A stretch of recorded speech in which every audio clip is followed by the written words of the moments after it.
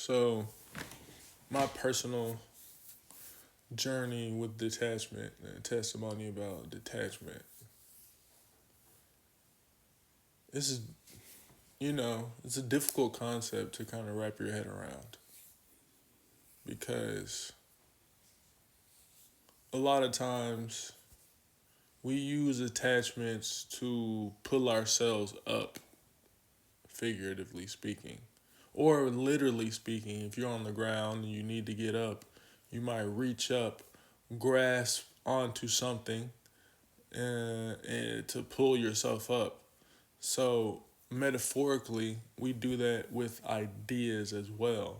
You know, you're in a hole. You're down. Stuff is going on, and you reach up out of the hole, and you grab a ledge and pull yourself up through that attachment. I guess the spiritual path would say that's necessary, but to take that next, once you pull yourself up, if you just remain there and you continue to grip on that, there's no more growth, there's no more movement. So you have to detach from that as well in order to move on, to move up, and to continue to grow, continue to climb, whatever, continue to move, continue the journey. And I guess the spiritual way of thinking about it, or not even spiritual, mental, whatever, it's all the same shit for real, for real. But like, if you have an ability to simply let go of everything, then instead of having to climb up out, you could potentially float out. Like, there would be a sense of ease and a sense of weightlessness. You would be so lightened by your experience that you could just float out of whatever hole you're in mentally.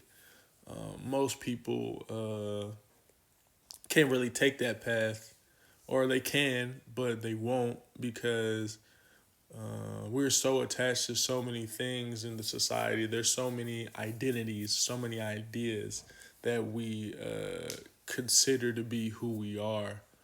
Um, that it's harder to do that. It usually takes either an event, some kind of event, usually a traumatic event, to be honest, that completely opens your eyes to the realization that all of this reality is constructed. All of this reality is made up of man made things, man made constructs, man made ideas and concepts that the only reason that we are attached to is because we have been told to attach ourselves to them, or we unconsciously, unknowingly downloaded these concepts and ideas and constructs into the way we see the world, into the way we see life. So that's why it usually takes a large event for people to realize, damn, I am, this world, in a sense, is a figment of my imagination.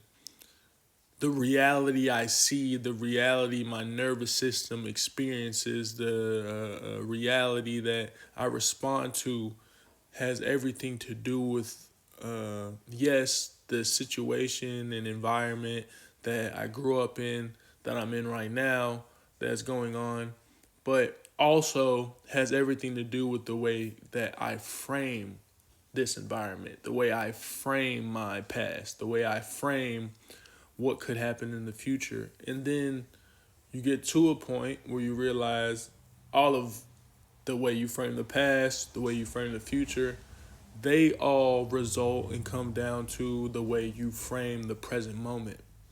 Because the past and the future can only show up in the present moment, because the present moment is the only place that life exists. Uh, yeah, so it's like when you detach from things to take the next step on your journey, sometimes it's disconcerting because you're making so much space. And in life today, we've actually been taught to be uncomfortable with space. to be uncomfortable with stillness, to be uncomfortable with time to think, space to breathe, space to just be. You know what I'm saying? We always think, oh, I got to do this, I got to do that, blah, blah, blah. Like we get in this rush. Time speeds up because mentally, physically, we believe that tension, we believe that fear is correct. Or even if we consciously don't think fear is correct, we don't understand that our body is using fear, is using how fear shows up in the nervous system, tension to do things. You know, that's how you relate to life, through a place of tension, through a place of fear. And when you let go of that fear and you let go of that tension, you open up space. You literally physically and mentally lighten, because you're letting go of your burdens, you're letting go of your baggage. Um, but when you are letting go of identities, letting go of ideas you're attached to that have brought you comfort and certainty for so long, and you're uncomfortable with space, it get the moving forward and growing can be uncomfortable in the sense that it's really about holding space and maintaining space for creativity and allowing things to happen. Letting go of forcing things to happen and allowing things to happen in a more natural, organic way. That doesn't mean not making efforts. It means understanding what it means to make aligned efforts with pure intentions, versus forced efforts with egotistical intentions. I'm trying to get this. I'm trying to show these people this. I'm attached to outside validation. I'm attached to other people accepting me, versus progress on the path, which comes down to accepting yourself and accepting the universe, accepting that there are things out of control, things that you cannot force to happen, no matter how bad you want it or how much you work or how much you go to it.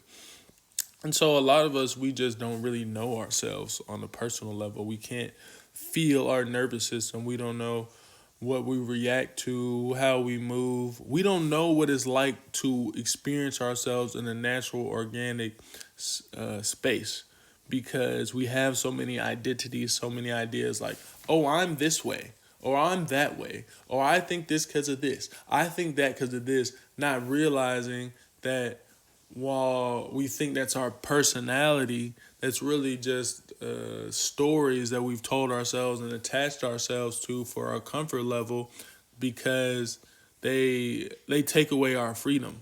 We actually can gravitate towards things that take away our freedom, because ultimately freedom is a responsibility to choose.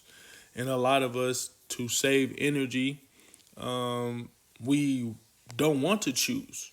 You know, we want things to be chosen for us. So when you identify in a certain way, or you have a certain identity or a construct you rely on, some dualistic logic that you come back to, that you're attached to, you always have something that can make decisions for you rather than you having to freely accept the responsibility that you do have power, you do have a choice, you don't have to use past experiences to control your present decisions. You use past experiences and your personal experience to inform your present decisions and what you do in the present, but control is it's an idea and a construct that limits you. And by embracing the imagination and embracing the creativity that comes with letting go of having to do certain things or having to have certain things happen, you open up a whole new world of experience to yourself. And at first, that uncertainty might bother you, but really, that's where the space where all great things can happen. Because we don't know. Certainty is an impossibility that we've lied to ourselves about. It really does not exist fundamentally. So, just